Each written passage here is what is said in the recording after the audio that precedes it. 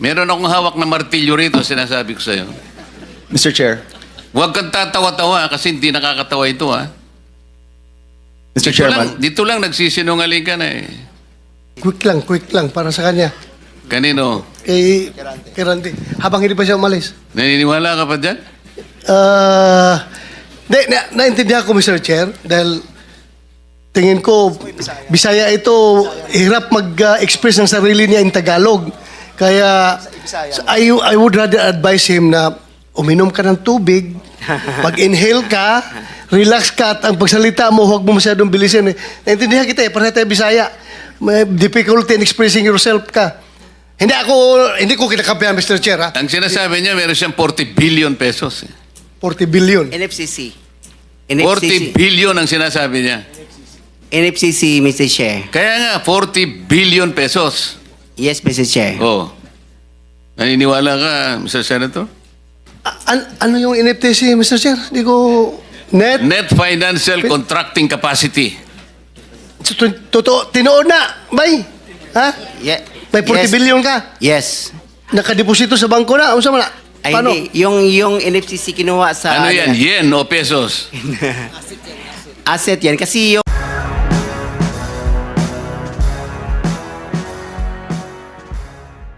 Limang entities na na-mention ho namin. We will do that, Your Honor. Thank you, Mr. Chairman. Okay. Mr. Kirante, sabi mo kanina, hindi pa nag-umpisa yung QM Builders as a contractor? Yes, Mr. Chair. Hindi ka pa nakagawa ng project? Hindi pa. Kasi yung nag-asawa ko ng 1991, nag-upisa kami sa hardware. Yung maliliit na hardware, nagtitinta ng bambo, mga ganun eh. Mga nipa. Bakit nasama ka sa 15 contractors sa listahan ng Pangulo?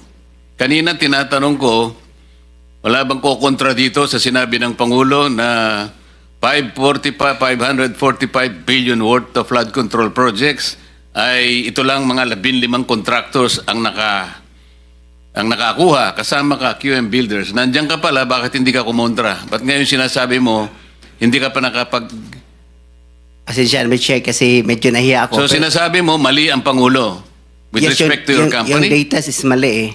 Kasi ang totoo, yung 414 projects na nakuha sa QM, totoo lang ha, is only 86 projects. Mr. Chair. Teka muna, sabi mo hindi ka pa nakapag-umpisa eh. Ano yung sinasabi mong project?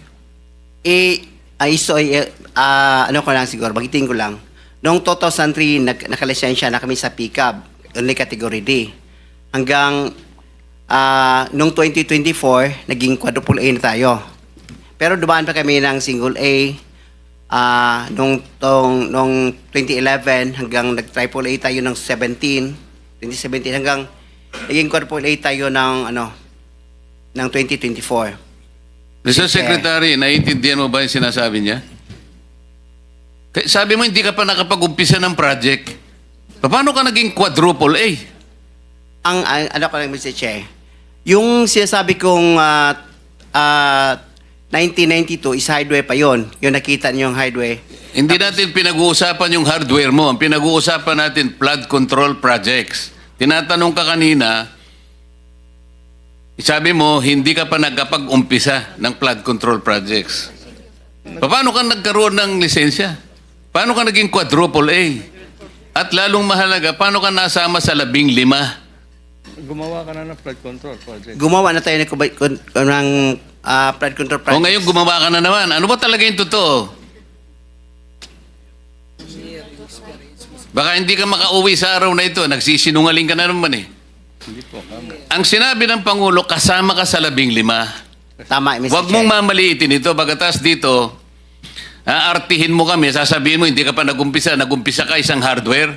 May problema dito eh. Ano lang yan, history lang yung sinasabi ko, Mr. Che. Ano na yung totoo? Yung totoo, may lisensya na tayo na quadruple A ngayon. O ngayon nga, ngayon meron ka ng quadruple. Yes, Mr. Che. O, ilang project ang na-execute mo na? Marami na eh. O kanina sinabi mo, hindi ka pa nakapag-umpisa eh. Meron akong hawak na martilyo rito, sinasabi ko sa'yo. Mr. Chair. Huwag kang tatawa-tawa kasi hindi nakakatawa ito ha. Mr. Chairman. Dito lang nagsisinungaling ka na eh. Mr. Chairman. If I may. Yes, Mr. Mukhang Senator. nahihirapan kasi si Mr. Quirante mag-explain. Tama ba to? Ang sabi mo kanina, hindi ka pa incorporated at ngayon incorporated ka na in 2024. Yes. I don't know, Okay. no. Hindi rin. Yung incorporated, hindi, yung on process pa yun, hindi pa namin na ano yun, na-approve. So lahat ng project na ginawa mo, sole proprietor. Yes, Your Honor. So nakapag-project ka na. Yes, Your Ano Honor. yung sinasabi mong hindi ka pa nagsisimula or hindi mo pa nagagawa? Yung incorporated, kasi hindi pa na-approve yung ano namin, hindi pa naman na-practice, hindi pa na-transfer from sole proprietorship into... So kaklaruhin ko lang, marami ka ng project at tama na isa ka sa top 15, correct Mr. Quirante? Yes, Your Honor. Pero hindi ka pa incorporated. Hindi pa. Yun yung sole pa rin. sinasabi mong hindi ka pa incorporated. Yes, Your Honor. Yun yung binabanggit niya kanina, Mr. Chairman. Malabo pa rin eh. Mr. Secretary, tumatanggap ka ng isang sole proprietorship na mag-undertake ng flood control? Well, Mr. Chair, actually, he has the pickup license eh. His Paano siya license- nagkaroon ng pick-up license as a contractor? He has the, a pickup license. Paano ka Credited. nakakuha ng pick-up license, Wala pa Mr. nung, Quirante? Sole wala. proprietorship ka lang? Yes, Mr. Chair. Kailan mo nakakuha yan? 2003. Hanggang nag-upgrade tayo sa 2007, naging B tayo. Hanggang 2011, naging A tayo. Yung 2017, naging triple A tayo. ano yung net financial contracting capacity mo as a sole proprietorship? 40 billion, Mr. Chair. 40 billion? Yes, Mr. Chair. Yung financial statement mo, padala mo sa amin.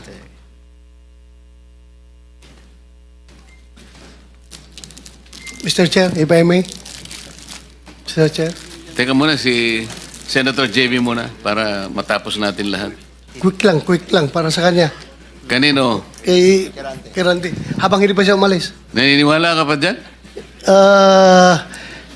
Naintindihan ko, Mr. Chair, dahil tingin ko, Bisaya ito, hirap mag-express ng sarili niya in Tagalog. Kaya, I would rather advise him na uminom ka ng tubig, mag-inhale ka, relax ka, at ang pagsalita mo, huwag mo masyadong bilisin. Naintindihan kita para tayo Bisaya. May difficulty in expressing yourself ka. Hindi ko kinakampihan, Mr. Chair, ha? Ang sinasabi niya, meron siyang 40 billion pesos. 40 billion. NFCC. 40 billion ang sinasabi niya. NFCC, Mr. Chair. Kaya nga, 40 billion pesos.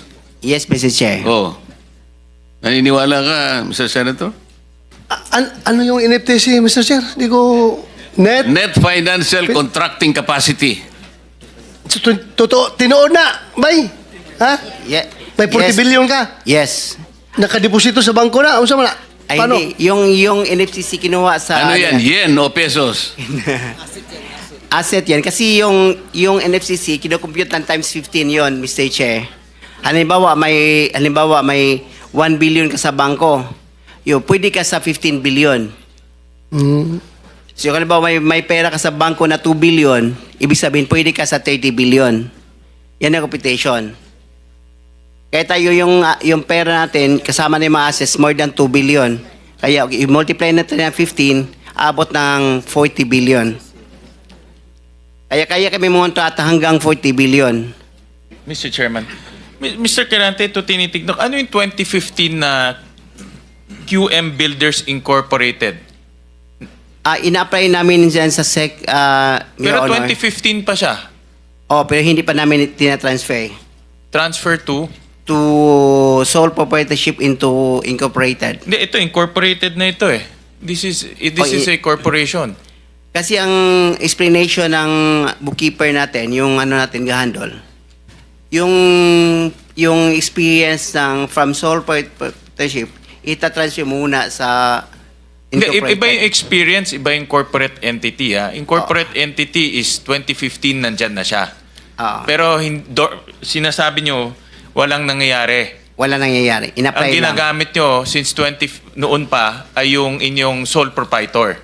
Yes, Your Diyan Honor. pumapasok inyong income, in other words. Yan rin ginagamit nyo pagbibid ng mga projects. Yes, Your Honor. Tama? Ganun pa? Ganun ba ho ang interpret? So, dalawang entity, yung sole proprietor at yung incorporation.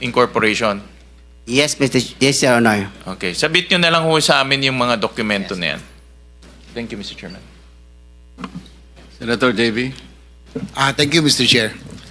Mr. Chair, siguro ang gusto natin dito, aside from the accountability that we're looking for, ang gusto natin ma-achieve, no, in aid of legislation.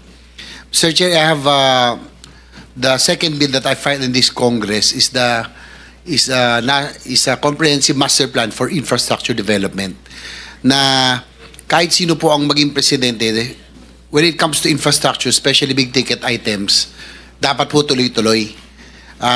Tulad ho ng mga floodway projects, kanina nabanggit ni Secretary, it transcends different, multi-year po ito at it may transcend different administrations. No? Ang tanong ko lang, Mr. Secretary, siguro matagal na rin ho kayo na sa DPWH. Dati po, meron tayong Napindan, Channel, Manggahan Floodway, and other big flood control projects. Pero parang lately, do we have similar flood control projects of this magnitude? Yung ganito kalaki. Kasi sa tingin ko po, siguro sagutin nyo rin po ko, yung taon-taon na pinoproblema ng Central Luzon, ng Bulacan, ng Pampanga, kamakailan tayo nandito rin. Ang kailangan po talaga rito, floodways, spillways, and water impounding. So, Mr. Secretary, at present, meron ho ba tayong ganitong mga uri ng proyektong ginagawa? Before the Secretary answers that question, let me acknowledge the presence of our senior Vice Chair of this committee, Senator Alan. You can now answer the question. Thank you, Mr. Chair. Yes, Mr. Chair. We have similar projects of that magnitude in the other river basins, major river basins in the country, Mr. Chair, that are financed by official development assistance, Your Honor. And in these major river basins, they have a comprehensive master plan, Your Honor. But Kanina pa na- Mr. Secretary, as we had discussed already, no matter how comprehensive these river basin Master plans. master plans, until and unless you are able to coordinate with that office that we made reference to earlier, Yes. this is the River Basin Control Office, walang mangyayari dyan. Because it should have been an integrated one. That's Kahit na 100 river basins pa yan, with their separate and individual master plans, kailangan pong coordinated per the mandate of the law na nakalagay sa balikat ng RBCO. So sa ngayon, wag po natin munang gawing parang sagot na makapagbibigay ng kapayapaan ng loob sa ating mga kababayan. Wala pa po tayong na-accomplish in relation to an integrated master plan that will answer the continuing problem of flood ravages in this country, Mr. Secretary. That's correct, Your Honor. Total, pinag-usapan na rin kanina pa na, na master plan po dapat ay sundin. No? Pinoint out na rin po ng ating chair. Pero, Mr. Secretary, nabanggit ko kanina, 3 taon na ho tayo. Pangatlong taon na ito, kung di ako nagkakamali, na tayo nagkakaroon ng pagdinig dito tungkol po sa flooding. Paulit-ulit din po ang ating nakukuhang tanong at sitwasyon. Hindi naalala ko na rin ating majority leader, ilang taon na ritong naglalabas sa sama ng loob dahil ang kanyang probinsya mismo ay laging lubog sa baha.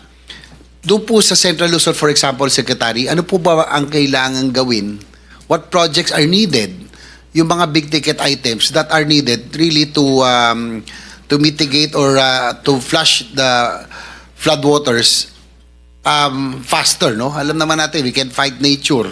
Pero sa ngayon, talagang bakit naiiwan sa Pampanga, sa Bulacan, Northern Luzon, bakit with 350 billion, dapat to may resulta na ho tayong nakikita, Mr. Secretary? Your Honor, for Central Luzon, we are now in the process of finalizing a big project. As we pointed out in previous meetings, this is actually yung Central Luzon Pampanga River Floodway Project, Your Honor. And we are now finalizing yung detailed engineering design. This is financed by the Asian Development Bank. Because this will involve actually the construction of a 60-kilometer floodway, which is, I think, about 400 meters wide, and a retarding basin in San Antonio Swamp. No? So this is now under detailed engineering design, and we expect that this project will be completed in 2026, and the civil works will be implemented by a separate loan agreement with the Asian Development Bank.